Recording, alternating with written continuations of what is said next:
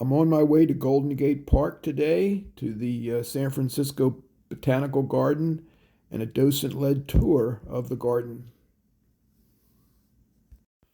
So for midday on a Friday afternoon, traffic wasn't too bad. I got to the Golden Gate Park and the Botanical Gardens in about less than an hour. This is a Japanese flowering crabapple. Just after we started, we passed this beautiful tree.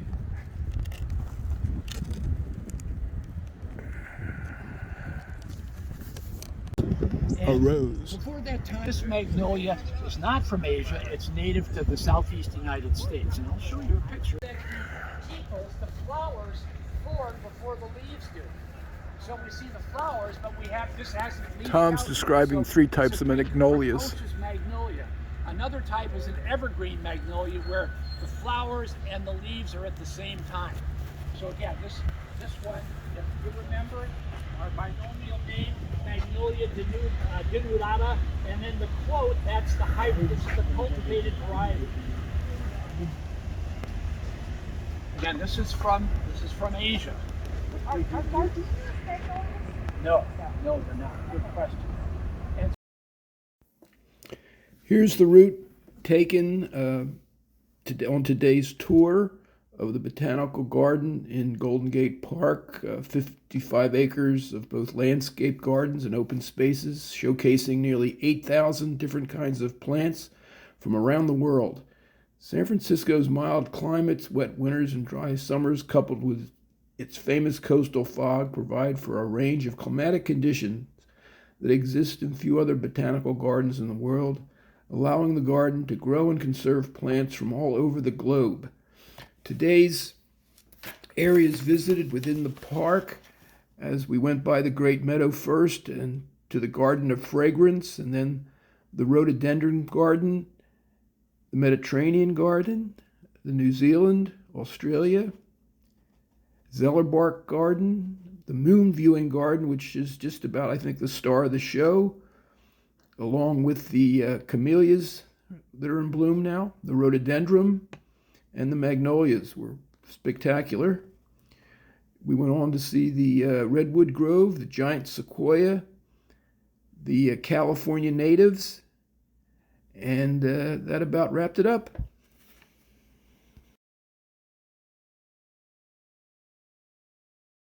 These camellia flowers, these beautiful flowers.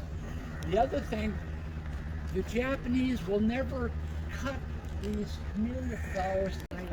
So this is a Madeira, another version of it. That's Echium. Echium Madeira. The importance of scents in attracting pollinators. This is euphorbia. Plants have other mechanisms not to attract pollinators or other animals, but to, and of course, the flowers in New Zealand survive. I mean, it's the kind of thing where they got their shelter from the date palms, they got food from date palms, so they were very important in the origin of mankind, the palm tree. There's probably about, grab one of these leaves. Oh, this is a little spike. bromella. You can see these little spikes there on the leaves. So some nutrients for the plant. So it's considered proto-carnivorous. It's like a trap. Like a trap, exactly. These would be harvested for the wax that's on the trunk of the tree. That wax would be used to make candles or other things that you do with wax. Of course, Colombia, South America is very Catholic. Colombia is a very Catholic country, so they would cut these down to get the palm fronds for Palm Sunday. So the plant is now endangered. But this is probably the tallest pine or tallest palm tree in the world, Andean wax palm. I remember we all went to Colombia. I remember. Well, the monkey, the common name is monkey puzzle tree. Now, where did that name come from? Monkey puzzle tree. Well, it said, how could a monkey ever climb to the top of this tree? The puzzle in trying to climb to the top of the tree. So monkey. I'm not sure if that's edible or not. This is called Angel's Trumpet. probably, unless they're hybridized or they're grown for the fruit, there probably is not much. And this is just a wild fuchsia there. And you'll see some along as we walk along the path.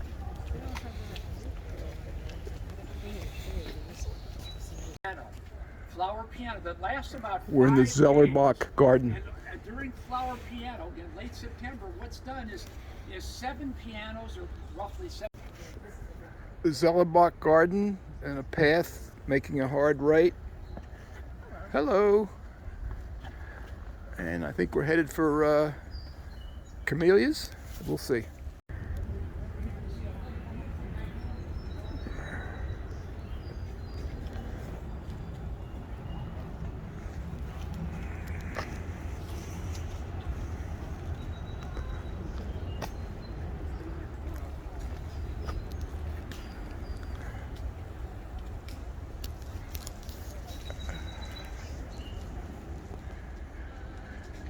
So this is the Japanese moon viewing garden.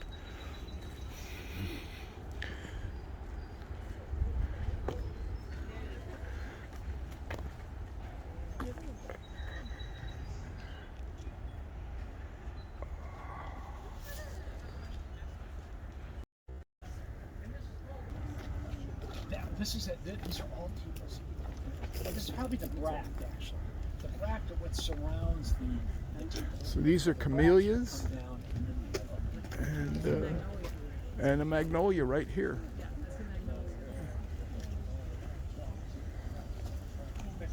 Oh, this is just too rich. Excuse me.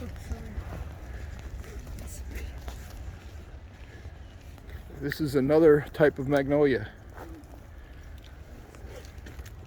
So we're entering the redwood grove.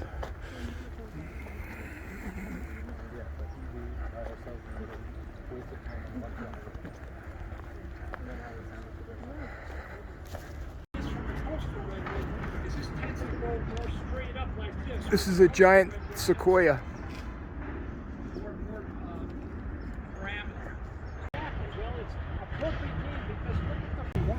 So again, a way to protect itself from the heat of the sun, the desiccating power of the sun by reflecting the light.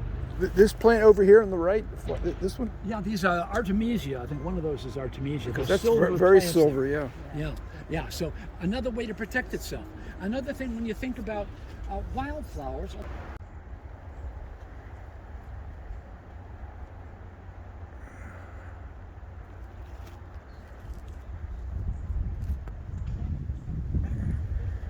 Here once where I've seen the sapsucker, and I tried to get a picture, but he was too mobile.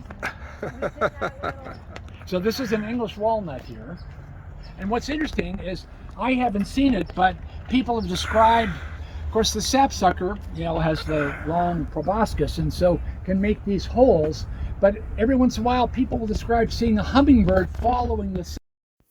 So the tour ended, and it was 4 o'clock on Friday afternoon, so traffic was pretty heavy, but not too bad. I got home in an hour, and it was a really nice tour of the Botanical Garden.